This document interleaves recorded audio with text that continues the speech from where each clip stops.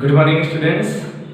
आज हम कक्षा 11 की केमिस्ट्री के पहले chapter some basic concept of chemistry को स्टडी करेंगे और इस टॉपिक के अंतर्गत हम ये सीखेंगे किसी भी मैटर मतलब पदार्थ का संगठन क्या है, पदार्थ किन किन चीज़ों से मिलकर बना हुआ है, पदार्थ को कितने भागों में क्लासिफाइड किया गया है।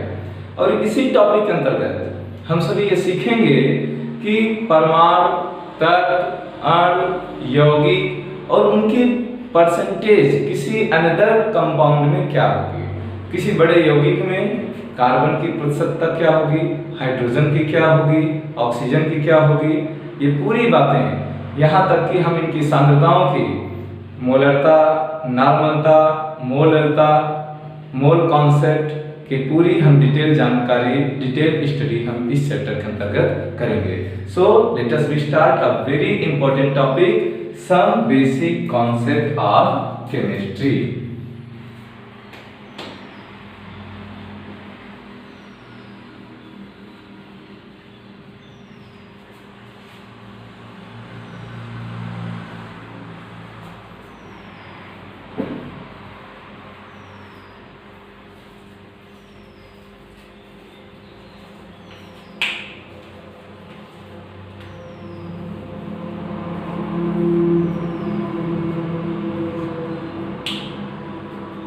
सबसे पहली बात हम इस टॉपिक में सीखेंगे अबाउट मैटर। किसके बारे में हम लोग बात करेंगे? सबसे पहले मैटर के बारे में। सबसे पहली बात हम लोग स्टार्ट करेंगे मैटर क्या है। ठीक है, मैटर की बात करेंगे। सबसे पहले हम लोग मैटर को हिंदी में हम लोग बोलते हैं द्रव्य।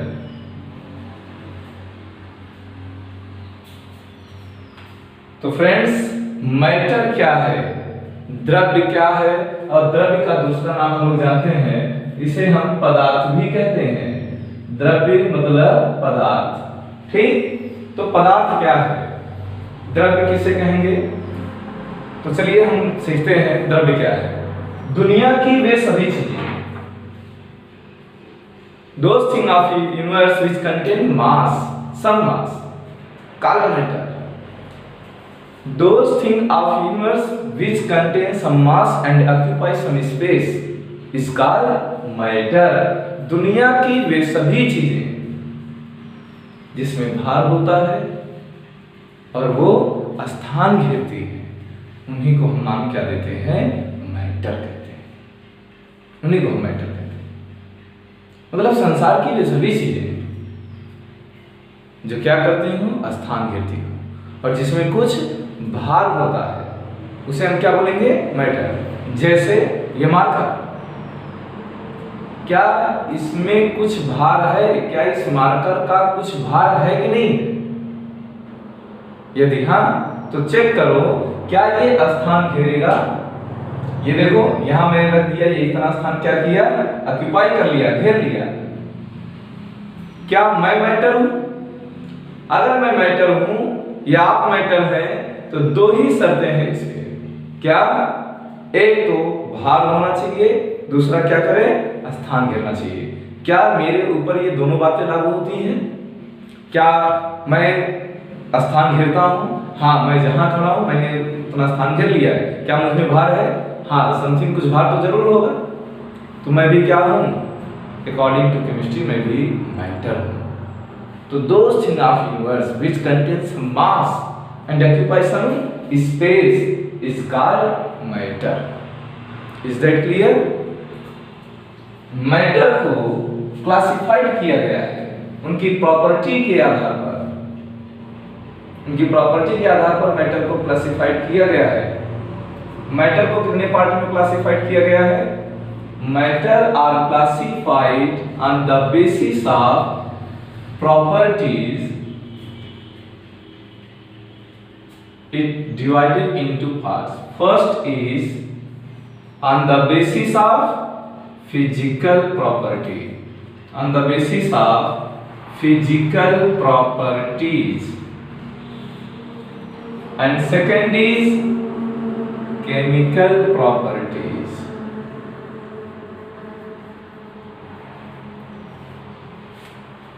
भौतिक गुणों के आधार पर और दूसरा रासायनिक गुणों के आधार पर। पहला क्या है, मैटर को हम लोग क्लासिफाइड किए हैं भौतिक गुण के आधार पर, भौतिक गुणों के आधार पर, ओके। और दूसरा रासायनिक गुणों के आधार पर, ठीक। भौतिक गुण में कौन कौन सी चीजें आती हैं, हमने ये कक्षा 9 में सीखा होगा, क्लास 9 में सीखा है। भौतिक गुणों में 9 से 10 टाइप की चीजें आती हैं, जैसे रंग, रूप, आकार, आकृति, अवस्था, ताप, दाब, घनत्व, आयतन।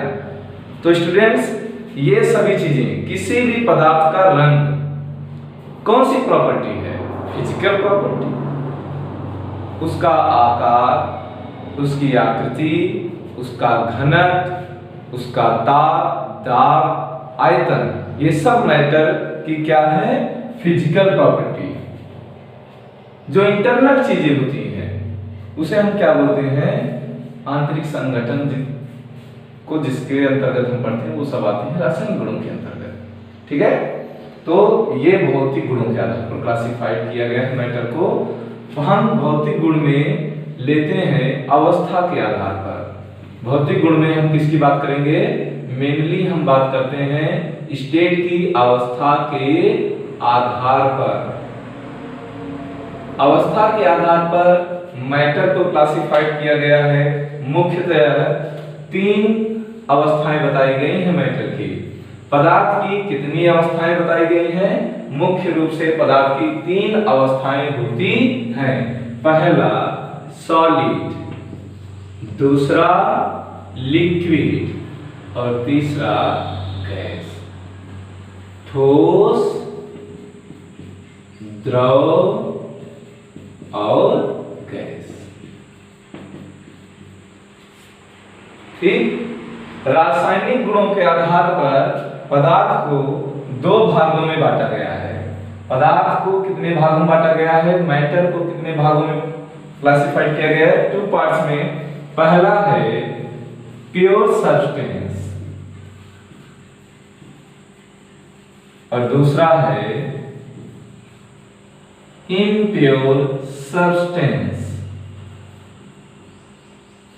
Is that clear? पहला है शुद्ध पदार्थ और दूसरा है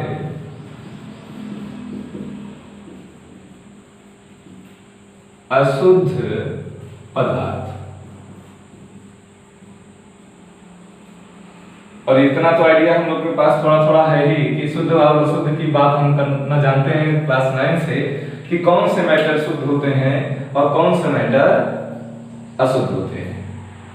अभी नहीं पता है तो हम आगे के लेक्चर में भी कुछ देर बाद हम सीखेंगे कि कौन से मैटर को हम लोग शुद्ध बोलेंगे और कौन से मैटर को अशुद्ध बोलेंगे। शुद्ध पदार्थ में 4 चीजें आती हैं। कौन कौन से पदार्थ शुद्ध होते हैं, इसमें हम मुख्यतः 4 चीजों की बात करते हैं। पहला तत्व, जो भी तत्व होगा, हर तत्व, दुनिया का हर तत्व क्या है, शुद्ध है। परमाणु की बात करेंगे, अणु की बात करेंगे और यौगिक की बात करेंगे। इनको इंग्लिश में हम क्या बोलते हैं, एलिमेंट्स, एटम्स, मॉलिक्यूल और कंपाउंड्स। ओके, ठीक है। और इम्प्योर सब्सटेंस को एक बात मैं आपको और बता दूं कि मिक्सचर भी कहते हैं। इम्प्योर सब्सटेंस को हम मिक्सचर भी कहते हैं, मिश्रण जिसे बोलते हैं, ठीक है। तो स्टूडेंट्स सबसे पहले एक बार हम बात करते हैं मैटर की। मैटर क्या है, दुनिया की वे सभी चीजें जिसमें क्या होता है, भाग होता है और वो क्या करे, स्थान को ऑक्यूपाई करे, घेरे, उसे क्या बोलेंगे, मैटर। मैटर क्लासिफाइड किया गया कितने पार्ट में, अपनी प्रॉपर्टी के आधार पर मैटर को हमने कितने भागों में बांटा है, दो भागों में। पहला कौन सा, फिजिकल प्रॉपर्टी के बेस पर, दूसरा किसके आधार पर, रासायनिक गुणों के आधार पर। भौतिक गुणों में मैंने आपको बताया कि 9 चीजें आती हैं, लेकिन उसमें हमने केवल एक चीज लिया। क्यों रंग नहीं लिया? क्योंकि मैटर को हम रंग के आधार पर कैसे बांट पाएंगे, पहचानना बड़ा दिक्कत हो जाएगा, मुश्किल हो जाएगा। अभी मैं बोलूं कि तो स्टूडेंट्स, अगर मैं अब आपसे बात करूं कि अगर कोई आपसे कहे कि यार आप जो है मेरे पास ऐसे मैटर को लाओ जिनका कलर रेड हो, आप कितने मैटर लाओगे? बहुत से ऐसे चीजें जिनका कलर रेड होगा। कोई आपसे बोले कि यार वो मैटर लाओ जिनका कलर ग्रीन है, कोई बोलेगा कि येलो वाले लाओ, तो आप भंडार लगा दोगे। इसलिए पहचानना क्या है कि भाई मैटर को कलर के बेस पर हम अगर क्लासिफाई करें तो बहुत से ऐसे कलर हैं। अभी कोई बोलेगा क्रिम्सन रेड, कोई बोलेगा स्लाइटली रेड, तमाम प्रकार की चीजें हैं, है ना। तो इसलिए हम सबसे एकदम सिंपली और मेनली जो बेसिकली बेस है हमारा वो क्या है, मैटर को फिजिकली अगर हमें क्लासिफाई करना है तो वो हमारा है सबसे अहम चीज अवस्था के आधार पर। On the basis of state matter are classified mainly 3 parts. First is solid, second is liquid and last is gas. पदार्थ की मुख्यतः 3 अवस्थाएं बताई गई हैं। ये पदार्थ के प्रकार नहीं है, ये पदार्थ की अवस्थाएं हैं। कौन कौन सी? Solid, liquid, gas. जब भी कोई आपसे पूछे मैटर कितने प्रकार का होता है तो आप बताएं कि मैटर 2 प्रकार का होता है, एक शुद्ध होता है और दूसरा अशुद्ध होता है, तीसरा कोई है ही नहीं कोई। ठीक है। अभी कोई बोले पदार्थ की कितनी अवस्थाएं होती हैं, तब आप बताएंगे पदार्थ की मुख्यतः 3 अवस्थाएं होती हैं, सॉलिड, लिक्विड और गैस। प्योर सब्सटेंस के अंतर्गत 4 चीजें आती हैं, elements, atoms, molecule and compounds. Impure substance के अंतर्गत मिक्सचर आएगा। अब हम मिक्सचर की भी बात करेंगे तो उसमें आएगा होमोजीनियस मिक्सचर और हेटेरोजीनियस मिक्सचर। ओके। तो स्टूडेंट्स, अब हम सब लोग सबसे पहले हम रासायनिक गुणों के आधार पर मैटर पढ़ेंगे, और क्योंकि ये इसका कंपोजिशन जो है चैप्टर में बहुत ही अच्छे से है, और वैसे भी हम सॉलिड, लिक्विड, गैस को बेसिकली हम 9th में पढ़े हैं, और अगर आपको कोई भी दिक्कत होगा आप बताइएगा, तुरंत आपको बता दिया जाएगा। ठीक है। तो सबसे पहले हम इसको पढ़ेंगे, then on the basis of stage हम बताएंगे आपको पदार्थ की अवस्थाएं। पदार्थ की मुख्यतः 3 अवस्था होती है, सॉलिड, लिक्विड एंड गैस। आप वैसे भी परिभाषा में आपने पढ़ा होगा कि पदार्थ की वह अवस्था जिसमें उसका आकार और आयतन निश्चित होता है। ऐसी अवस्था, पदार्थ की वह अवस्था जिसमें पदार्थ का आकार और उसका आयतन डेफिनिट होता है, उस पदार्थ की अवस्था को हम नाम देते हैं ठोस। पदार्थ की ऐसी अवस्था जिसमें उसका आकार अनिश्चित हो लेकिन आयतन निश्चित हो, पदार्थ की ऐसी अवस्था का नाम क्या देते हैं? द्रव अवस्था। और पदार्थ की वह अवस्था जिसमें उस पदार्थ का न तो आकार निश्चित हो और न ही आयतन निश्चित हो, पदार्थ की उस अवस्था को हम नाम क्या देते हैं? गैस। फिर हम ये सीखे हैं कि जो ठोस के अणु होते हैं, ठोस अवस्था में जब अणु की बात करते हैं तो बिल्कुल एक दूसरे से क्या होते हैं? सटे रहते हैं। ये हमने चर्चा किया है। द्रव में हल्की सी गैपिंग रहती है इनके अणुओं के बीच में, ठीक है। और गैस की जब हम बात करते हैं तो गैस के अणु एक दूसरे से बहुत दूर दूर रहते हैं। और ये जो अणुओं के बीच के खाली स्थान है ना, ये वाले स्थान, इनको हम अंतर आणविक स्थान कहते हैं। जो सबसे ज्यादा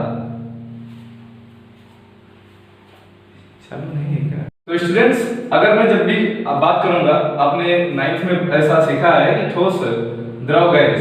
ठोस के जो अणु होते हैं, ठोस अवस्था में पदार्थ के जो अणु होते हैं वो बिल्कुल एक दूसरे से क्या होते हैं? सटे रहते हैं।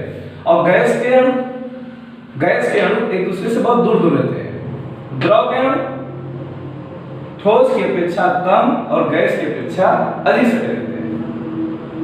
हमने ये सीखा है कि ठोस पदार्थ को होते हैं पदार्थ की वह अवस्था जिसमें उस पदार्थ का आकार व आयतन क्या निश्चित होता है। आकार व आयतन निश्चित होता है। पदार्थ की उस अवस्था को नाम क्या देते हैं? ठोस। और पदार्थ की ऐसी अवस्था, पदार्थ की वह अवस्था जिसमें पदार्थ का आकार अनिश्चित लेकिन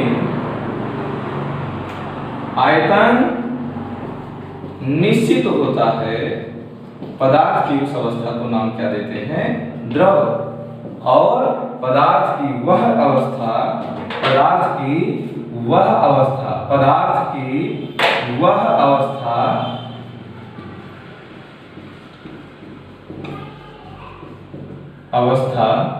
जिसमें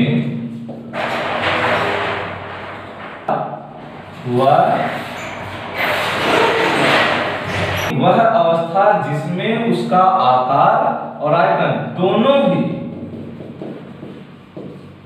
अनिश्चित होते हैं, मतलब निश्चित नहीं होते, उसे हम क्या बोलेंगे? गैस अवस्था कहते हैं।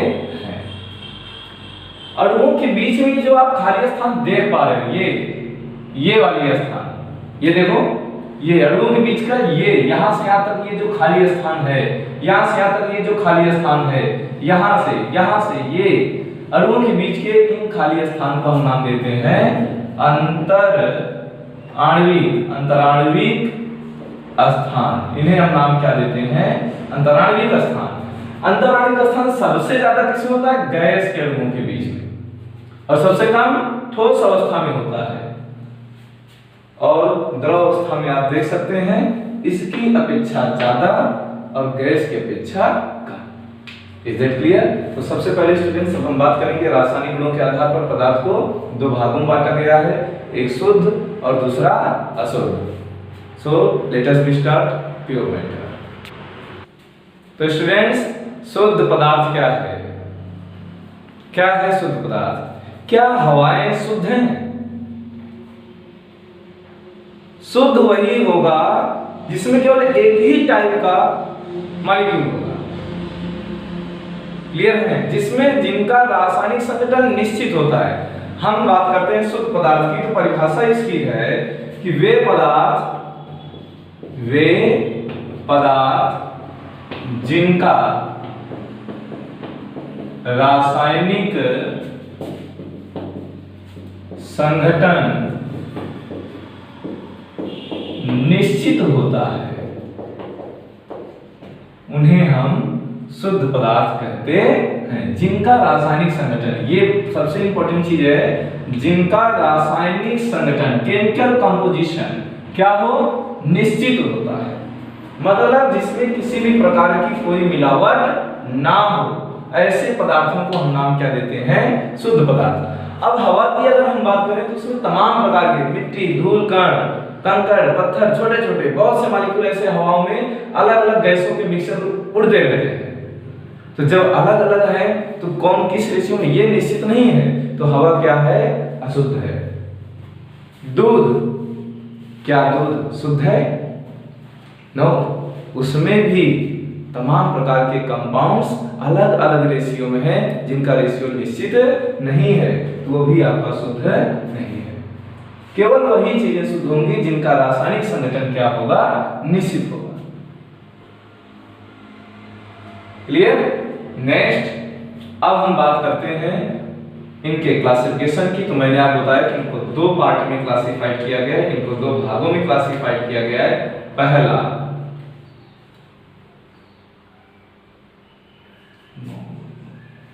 भागों में क्लासिफाइड किया गया है।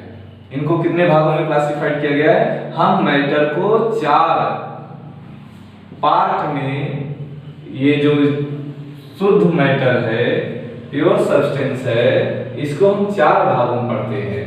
पहला एलिमेंट्स, ठीक है, और एलिमेंट आया किससे?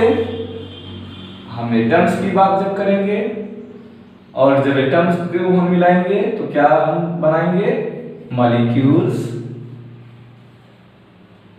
और कंपाउंड्स। ये हम पढ़ते हैं, ठीक है। तो प्योर सब्सटेंस के अंतर्गत हम बात करेंगे 4 चीजों की, एलिमेंट्स की, एटम्स की, मॉलिक्यूल्स की और कंपाउंड्स की। तो स्टूडेंट्स आपने सीखा होगा एटम्स के बारे में। एटम्स क्या है, परमाणु क्या है?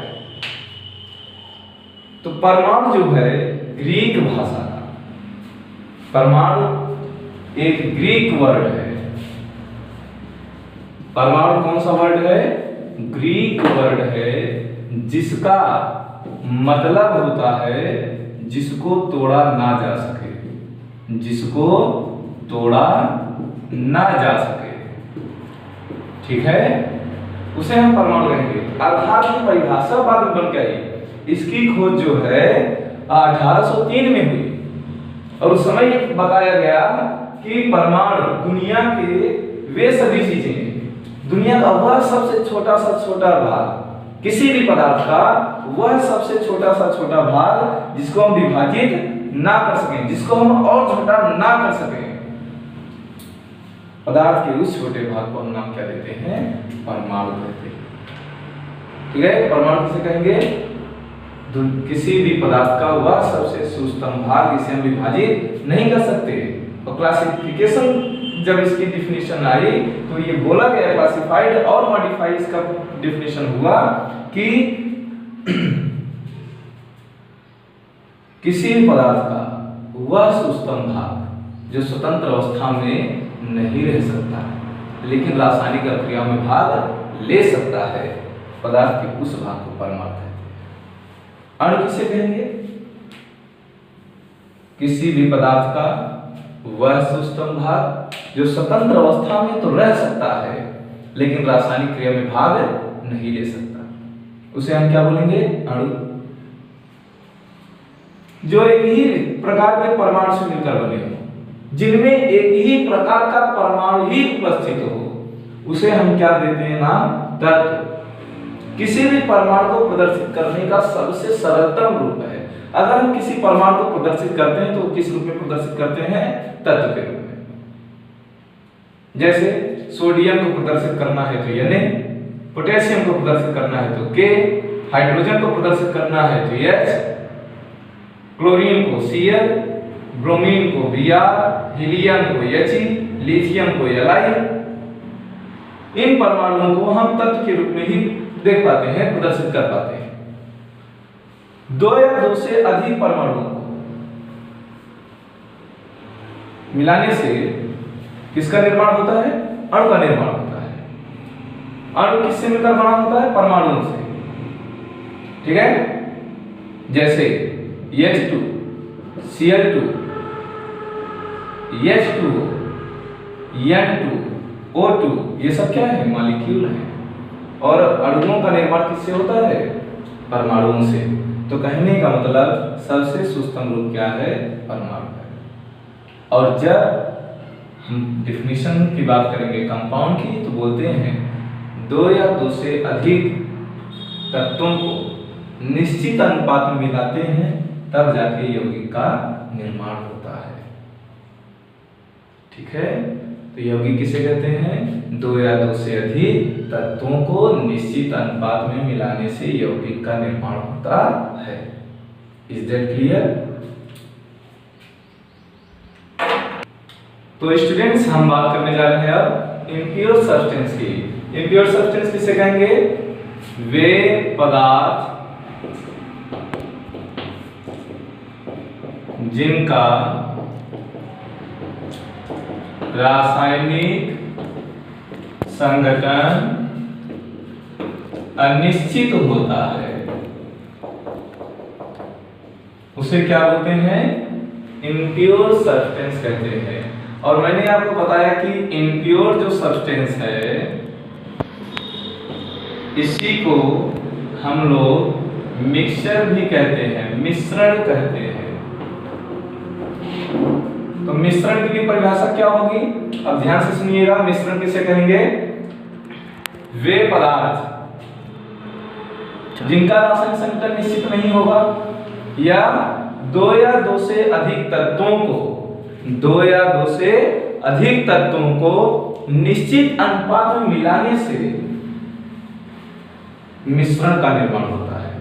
दो या दो से अधिक तत्वों को निश्चित अनुपात में मिलाने से किसका निर्माण होगा? मिश्रण का निर्माण होगा। अगर अनुपात निश्चित हो गया तो यौगिक बन जाएगा। अगर अनुपात अनिश्चित है तो क्या बन जाएगा? मिश्रण बन जाएगा। और मिश्रण को क्लासिफाइड किया गया, mixture are classified into parts. पहला homogeneous mixture and second is heterogeneous mixture.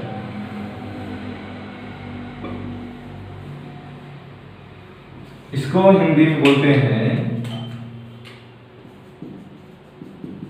समांगी मिश्रण और इसको हिंदी में बोलते हैं विषमांगी मिश्रण। तो स्टूडेंट्स, समांगी मिश्रण और विषमांगी मिश्रण। समांगी मिश्रण क्या है?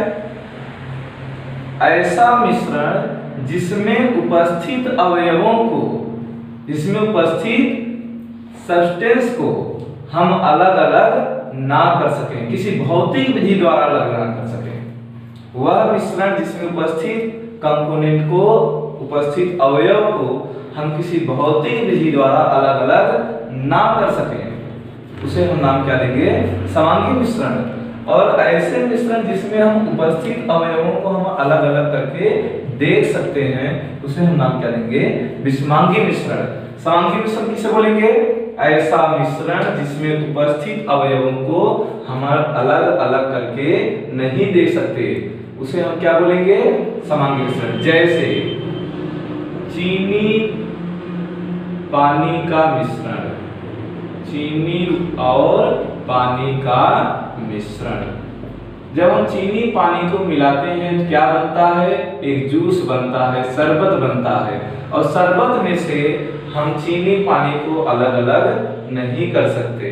जब ये चीनी पूर्ण रूप से घुल जाएगा, शरबत का निर्माण हो चुका होगा, तो हम चीनी को अलग भौतिक विधि द्वारा नहीं कर सकते। तो ये आपका क्या है? समांगी मिश्रण। इसमें जैसे बालू पानी का मिश्रण, बालू व पानी का मिश्रण। अब बताइए, क्या इसे मैं अलग अलग कर सकता हूं? आप कर सकते हो। हाँ, हम बालू को पानी में मिलाने के बाद हम बालू को दोबारा अलग अलग कर सकते हैं। तो ये मिश्रण हमारा क्या है? विषमांगी मिश्रण है। तो स्टूडेंट्स, क्या बात एकदम समझ में आ रही है कि ऐसा मिश्रण जिसमें उपस्थित अवयव को हम अलग अलग ना कर सकें, वो क्या होगा? समांगी। और जिसमें उपस्थित अवयवों को हम अलग अलग कर सकते हैं, उसे नाम क्या देंगे? विषमांगी मिश्रण। Is that clear? तो स्टूडेंट्स, आज के लेक्चर में बस इतना ही। अब आगे हम कल के वीडियो में देखेंगे, और आगे के सभी वीडियोस को देखने के लिए हमारे YouTube चैनल को सब्सक्राइब, लाइक एंड शेयर करना ना भूलें। धन्यवाद।